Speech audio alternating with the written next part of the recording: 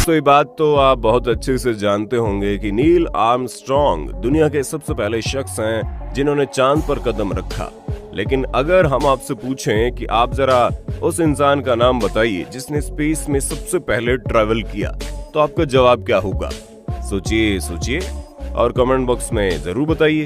अगर आपका भी जवाब यूरी गैगरिन है तो इस जवाब को देकर खुद को इंटेलिजेंट समझने की जरूरत तो बिल्कुल नहीं है, क्योंकि जवाब बिल्कुल गलत है। जी हाँ, चौंकिए मत। क्यों गलत है उसे जानने के लिए वीडियो को एंड तक देखिएगा और फिर बताइएगा कौन गलत है, हम या आप। दोस्तों 1963 में इटली से आए एक बयान ने सारे स्पेस एजेंसी का ऐसा काला चिट्ठा दुनिया के सामने खोला जिसने पूरी दुनिया को हिलाकर रख दिया।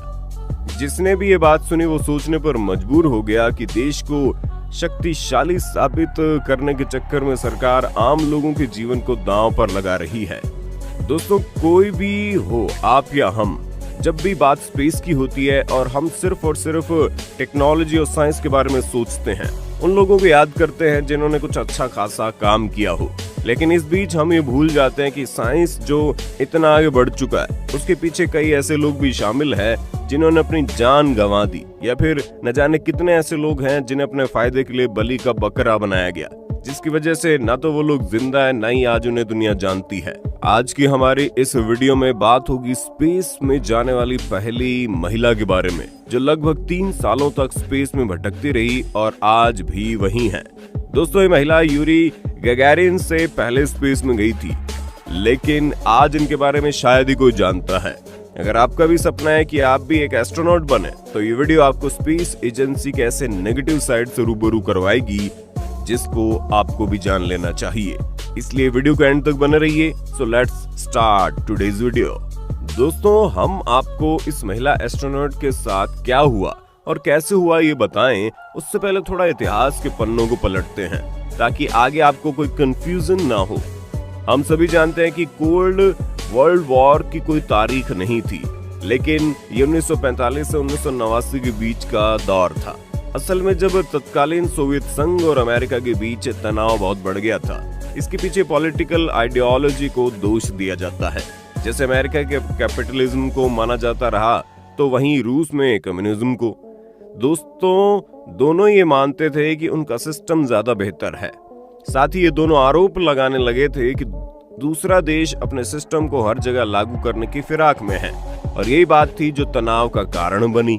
उस वक्त अमेरिका और सोवियत संघ सबसे ताकतवर देश हुआ करते थे और उनके कहने का असर दूसरे देशों पर पड़ना ही पड़ना था। ये दोनों ही देश अपने तरीके से दूसरे देशों को चलाने की सोचने लगे। दोस्तों क्या आपको पता है इस लड़ाई को कोल्ड वर्ल्ड वॉर क्यों बोलते हैं? क्योंकि उनके बीच तनाव होने के बाद भी सीधे सीधे कभी युद्ध नहीं हुआ, बल्कि ये दोनों देश तकनीक और आर्थिक तौर पर एक दूसरे को पछाड़ने की कोशिश करने लगे। परमाणु हथियारों को बनाने की जैसे होड़ लग गई, और तो और ये लड़ाई स्पेस तक पहुंच गई। दोस्तों अगर आप एक तरीके से देखें तो हिस्ट्री में सब कुछ लिखा है। लड़ाई क्यों हुई, कब हुई, किसने क्या क्या किया। बस लिखा ये नहीं है कि खुद को ताकतवर दिखाने के चक्कर में आम लोगों की जान कितनी ज्यादा गई।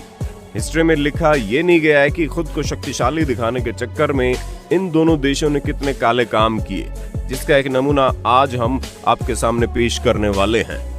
अब स्पेस की बात आ गई है तो चलिए आपको बता ही देते हैं कि दिल को झकझोर देने वाली ये कहानी। दरअसल दोस्तों जैसा कि हमने आपको बताया कि अमेरिका और सोवियत संघ में खुद को ताकतवर दिखाने की होड़ लगी हुई थी, यहाँ तक कि इन दोनों देशों ने स्पेस तक को नहीं छोड़ा। ये दोनों देश चाहते थे कि सबसे पहले हमारे देश का कोई इंसान स्पेस में जाए ताकि इनका नाम बन जाए, और इस चक्कर में इन्होंने सबसे पहले जानवरों को बलि का बकरा बनाया। ये दोनों देश इतिहास में अपना नाम लिखवाने के पीछे इतना पागल हो गए कि इन्हें किसी की मौत भी बड़ी नहीं लग रही थी। सोवियत कैसे भी करके अंतरिक्ष में जाना चाहता था और अपने सपने को पूरा करने के लिए वो इसमें पूरे तरीके से जुट भी गया। इस दौर में सोवियत ने अपने इस प्रोजेक्ट में बहुत से नए नए एस्ट्रोनॉट को जगह भी दी ताकि उसका सपना जितना जल्दी पूरा हो सके। इन नए नए एस्ट्रोनॉट को बड़ी शिद्दत के साथ अंतरिक्ष में भेजा जाने लगा।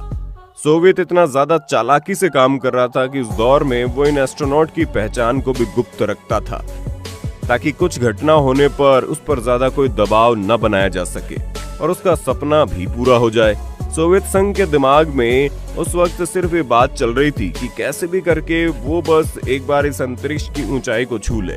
ऐसे में एस्ट्रोनॉट भी मना नहीं कर पाते थे, और आप खुद सोचिए कौन नहीं चाहेगा कि उसका नाम हो।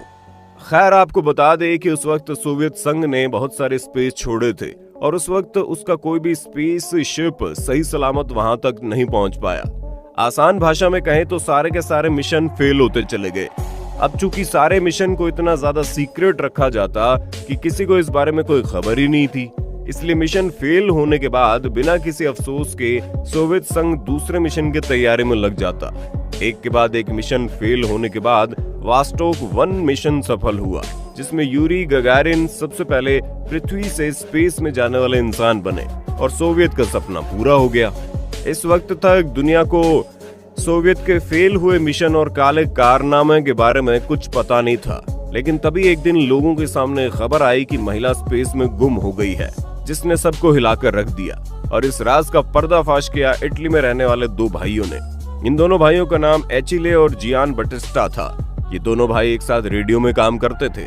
दोस्तों, इनकी रेडियो सिर्फ दुनिया भर में ही नहीं बल्कि स्पेस यानी अंतरिक्ष तक जाते थे।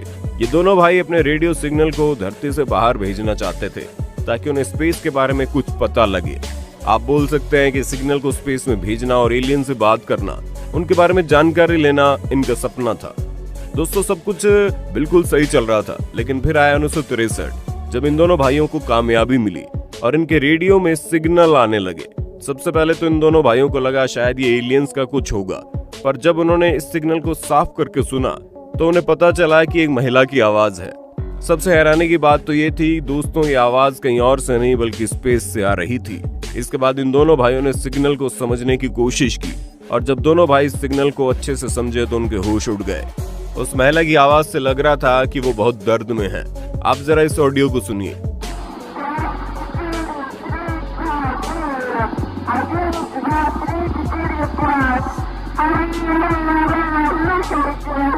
ये महिला बोल रही है, मुझे आग दिख रही है और मैं जल रही हूँ।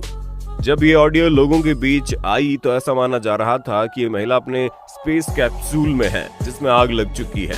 तो वहीं कुछ लोगों का मानना था कि वो धरती की तरफ आ रही है, लेकिन उसके कैप्सूल में गर्मी ज्यादा बढ़ गई है। तो वहीं कुछ लोग ऐसा भी मान रहे थे कि वो सूरज की तरफ जा रही हो। इस एक ऑडियो के बाद इस महिला का दूसरा ऑडियो कभी नहीं आया, साथ ही उस महिला का भी पता नहीं चला। आपकी जानकारी के लिए बता दें, इस काम के लिए नासा ने दोनों भाइयों को अवार्ड भी दिया था। आपको जानकर हैरानी होगी दोस्तों कि सोवियत संघ का एक खास मिशन था जिसका नाम वोस्टॉक प्रोग्राम था। इस मिशन को साल 1960 में पहली ह्यूमन स्पेस फ्लाइट स्पेस में भेजी गई थी। अब दोस्तों, आप यहाँ से इस बात का अंदाजा लगा लीजिए कि स्पेस में सबसे पहले जाने वाली एक महिला थी, ना कि यूरी गगारिन, क्योंकि वोस्टॉक प्रोग्राम 1960 में हुआ और जैसे ये फेल हुआ सोवियत संघ ने इसके सारे सबूत ही मिटा दिए। ऐसा कहा जाता है ये महिला स्पेस में पहुंच गई थी, लेकिन वहां से लौटते वक्त उसके स्पेस शिप में आग लग गई। दोस्तों, आप इसे चमत्कार कहिए, करिश्मा, ये बात हमारे सामने आ गई। लेकिन जरा ये सोचिए, न जाने कितने ऐसे लोग होंगे, मिशन होंगे जो पूरी दुनिया से छुपाए गए हैं। आप जरा सोचिए, महिला स्पेस में 1960 में गई, पर इसकी खबर आई 1963 में। लगभग 3 सालों तक ये महिला स्पेस में ही भटक रही थी, उस उम्मीद में कि शायद उसके देश के लोग उसकी मदद करेंगे, लेकिन उसके देश के लोग तो दूसरे मिशन में लग गए। सोचिए, सोवियत संघ ने उस महिला का नाम तक बाहर नहीं आने दिया। जरा सोचिए, एक इंसान अपने देश के लिए स्पेस में जाता है और अगर उसके साथ कुछ हो जाता है तो उसे गुमनाम कर दिया जाता है। आज के समय में शायद ऐसा होता हो, इसके बारे में कुछ नहीं बोला जा सकता। ये थी हमारी आज की वीडियो दोस्तों। अब बताइए, कौन है जो सबसे पहले स्पेस में गया, ये औरत या यूरी गगारिन? उम्मीद करते हैं वीडियो पसंद आई होगी। वीडियो पसंद आए तो वीडियो को लाइक और शेयर कर देना।